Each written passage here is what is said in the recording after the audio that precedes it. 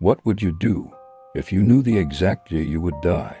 Would you change your life, make peace with old enemies, say things you've been afraid to say?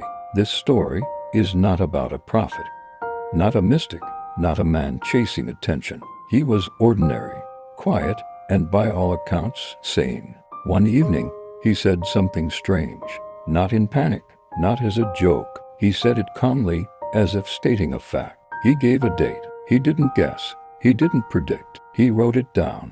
He told others, friends, family, and when the day arrived, the date came true.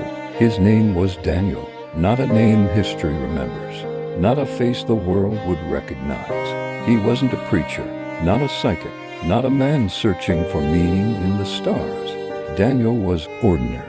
He worked a regular job, the kind that demanded logic, routine, and precision. He showed up on time, paid his bills, lived quietly. He had a family, people who depended on him, people who trusted him. To his neighbors, he was polite. To his co-workers, reliable. To his friends, predictable. There was nothing unusual in his past. No record of delusion, no secret beliefs, no cult, no obsession with death. Daniel was rational, which is what made what he said next so difficult to dismiss.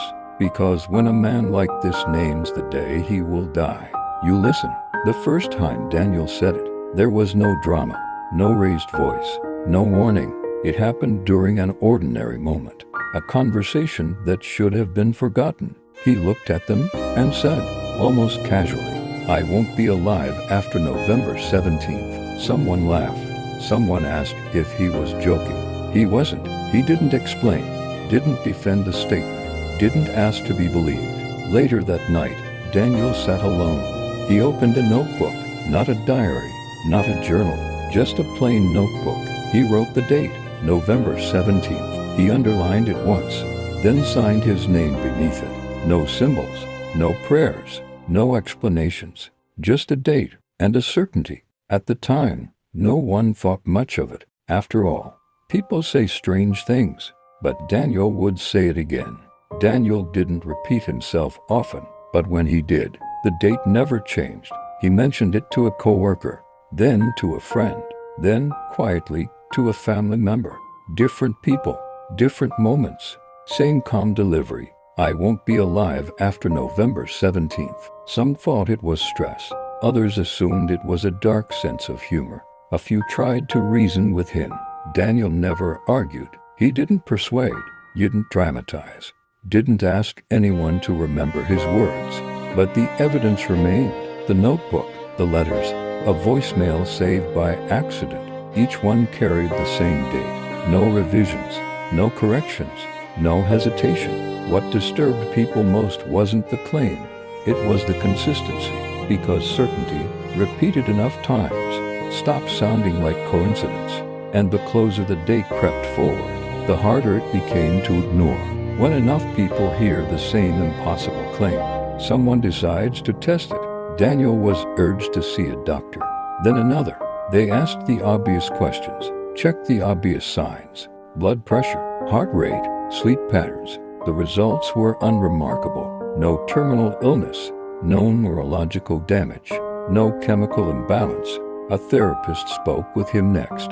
Hours of questions, careful listening. The conclusion was the same. No delusion, no fixation, no fear of death. Daniel spoke of the date, the way others speak of an appointment they cannot miss. Friends searched for meaning where none appeared. Was it intuition? Was it coincidence forming too early? Or something darker, a self-fulfilling prophecy? Daniel was asked that question once. He shook his head. It's not belief, it's knowledge. As November 17th drew closer, Daniel didn't panic. He simplified.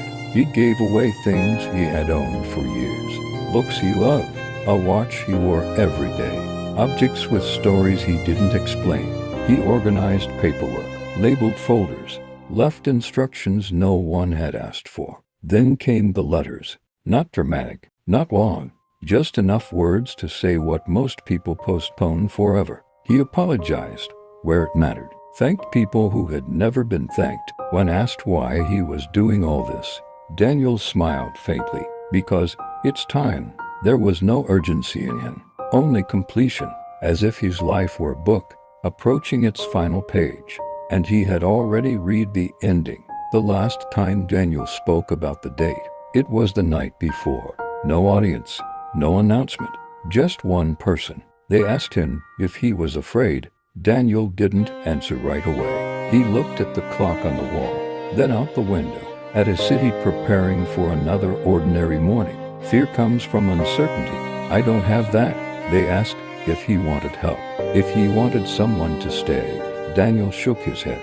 Tomorrow it ends. There was no drama in his voice, no sadness, no goodbye, just a statement, as final as the date he had written weeks before. November 17th arrived, without ceremony, no storm, no warning.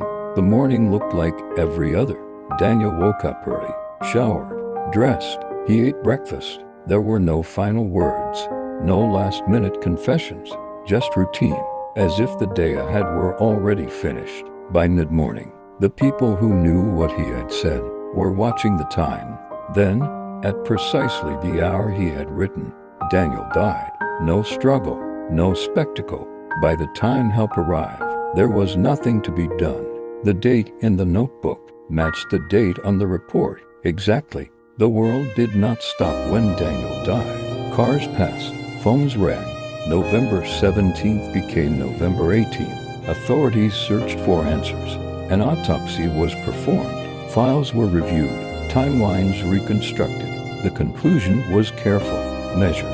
Natural causes, no signs of foul play, no hidden illness anyone had missed. Just a body that stopped, exactly when he said it would. Friends returned to the notebook. The date was still there, unchanged. The letters were reread, the voicemail replayed. What unsettled them wasn't that he died, it was that he had known. Some tried to forget the details. Others searched for patterns they had overlooked, but no explanation fit cleanly. All that remained was a question no report could answer. How does a man schedule his own death and arrive on time? Some say Daniel's story proves nothing, that sooner or later, everyone dies. They call it coincidence, statistics, a mind convincing the body to obey.